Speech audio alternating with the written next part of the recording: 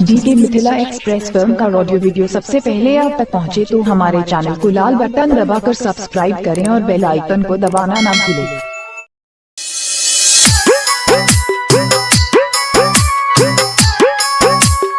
हे माँ वैष्णो वाली, हे माँ कामाख्या वाली, आदि शक्ति, दुर्गा काली, भवानी शीतला, राउर हजारों नाम बा।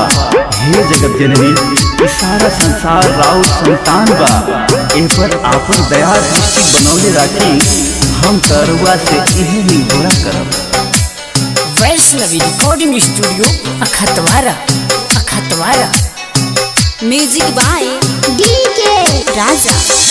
हे जग जननी मोरी मैया, हे जग जननी मोरी मैया, हमरो पे दया दिखाबुआ।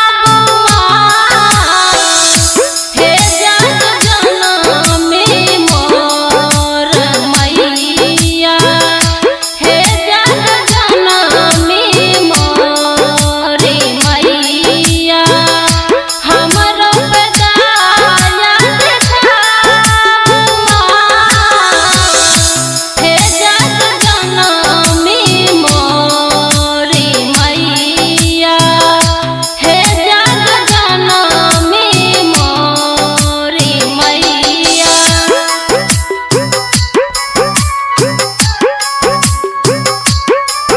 Vaishnavi recording studio अखतवारा।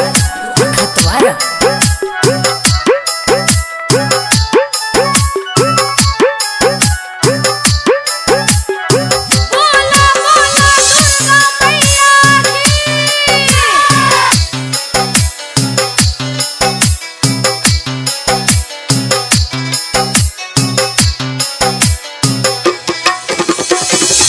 कोरिया के काया देलो निर्धन के माया, कोरिया के काया देलो निर्धन के माया, कोरिया के काया देलो निर्धन के माया, हमरा पे दया दिखाबुआ।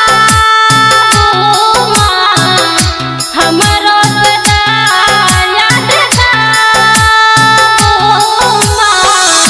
हे जग जननी मोर मैया, हे जग जननी मोरी मैया, हमरा पे दया दिखाबुआ। हे जग जननी मोर मैया, हे जग जननी मोर मैया। Vaishnavi recording studio अखतवारा।